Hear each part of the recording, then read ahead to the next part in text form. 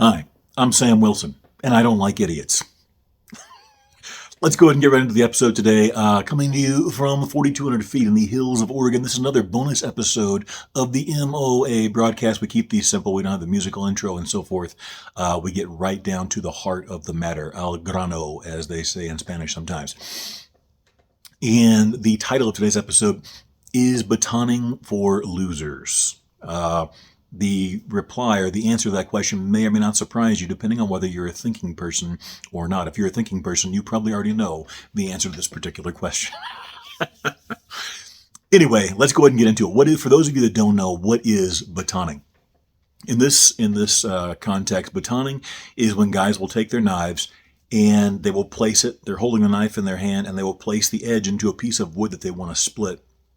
And they will hammer or pound on the spine of the knife with a wooden mallet, a club, a hammer, whatever they have available, to basically drive the knife through the piece of wood that they want to split, to split it wide open. Now, they may be doing this to reduce the size, the diameter of the wood. They may be doing it to get to the dry wood on the inside. There may be a variety of reasons for this, but that is what the mechanics are of batonning here in the outdoors. Now, what is the problem with doing this? Well, let's do the advantages first. The advantages are you don't have to have an axe or a hatchet or a splitting maul with you out in the woods if you find the need to reduce the size of some of your firewood to process firewood. You also have the ability to get to the drier wood on the inside without having to take along extra tools or a saw or whatever else. So you kind of have that one tool option approach if you baton your wood that way. That's probably the biggest real advantage. The other benefit to some people is, for some reason, it appears to give people a lot of fun. They seem to enjoy this a lot. And on that note, let me say very clearly, if that's why you're doing it, if you just like and enjoy batoning wood for whatever your reasons are, I don't care. That's fine. Do whatever makes you happy. I truly don't have a problem with that. Not that anyone needs my approval or anything like that. I'm not your daddy. Do whatever you want and whatever makes you happy.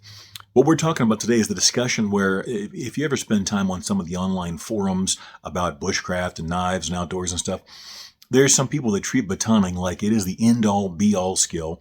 And some of it's rage bait, don't get me wrong. They're doing it to just get a big discussion and make people, some guys, though, especially boomers, again, unfortunately, they'll just lose their mind and get themselves kicked off the forum or put in timeout or whatever else because they can't handle it. And they get emotionally involved. But there are some guys who simply believe that batoning is the end-all, be-all skill of wood processing in the outdoors, especially while they're camping or backpacking or hiking, and they only have a limited amount of tools and gear with them. So the question then is batoning for losers? Well, mankind has gone a very long time without the widespread practice of batoning. If I had to guess, I would say, based on my experience in the industry and YouTube and all that kind of stuff, forums, batoning exploded kind of in popularity in the last probably between 20, 25 years or less. And a lot of this came from, like we talked about in other videos, there was a new type of video promotion going on of knives where companies and or individuals would get out there and just show what a massive, traumatic beating, what a merciless beating their knives could take and still survive. And batoning was a great skill for this. I've used it in some of my videos to demonstrate the edge durability and the quality of the build and build construction and so forth. But then people took it seriously to believe this is a skill that you simply can't survive without in the wilderness. And that is just not the case. I'll give you an example.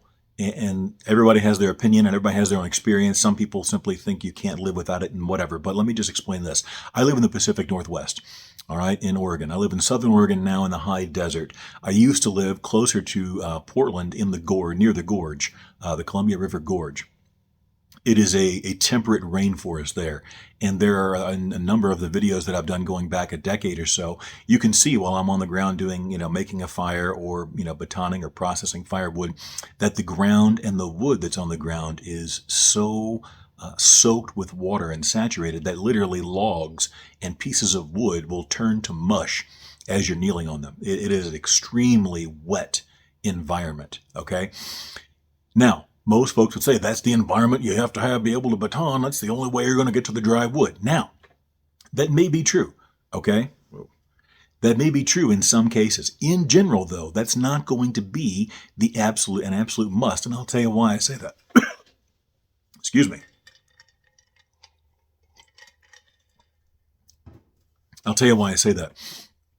For probably the last 10 years, I haven't taken a knife with me on a regular backpacking trip that had a bigger than a 4.5 to 5 inch long blade.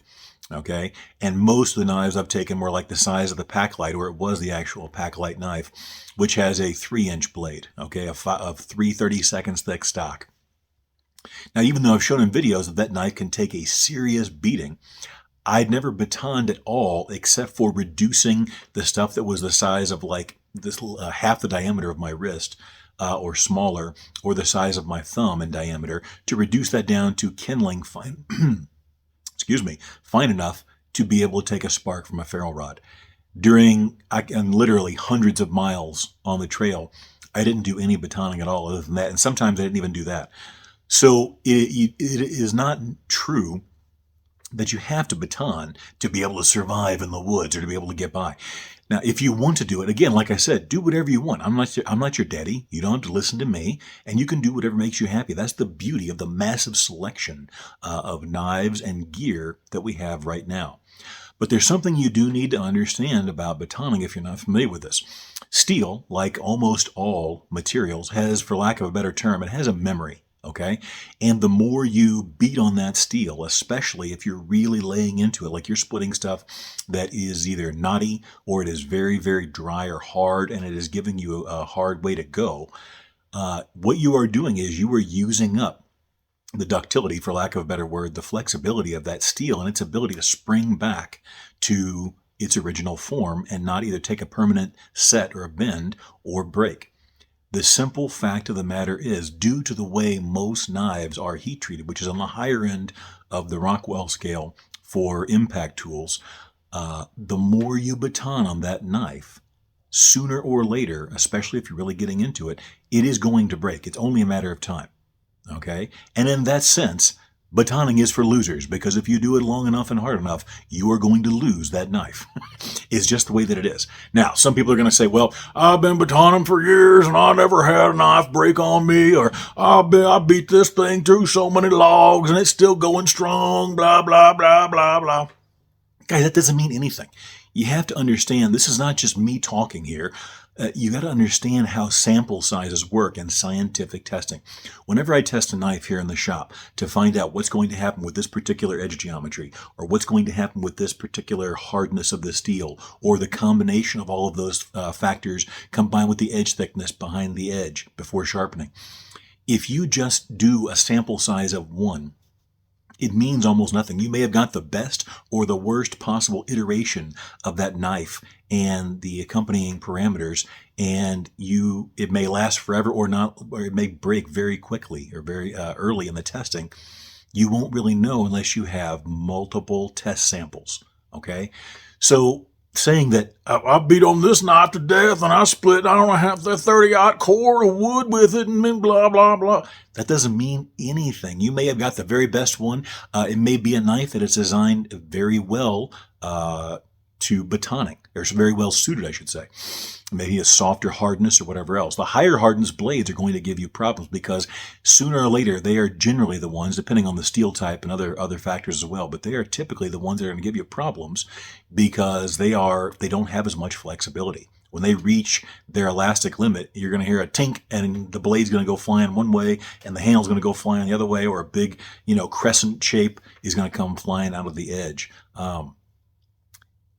Just the facts of the matter are, the more you pound on that knife, sooner or later, it's going to reach that elastic limit if you do it long enough. Now, you may stop years before that knife reaches that limit, or you may be right up to the edge when you put that knife away. If you'd have hit it one more time, it could have almost literally exploded into multiple pieces.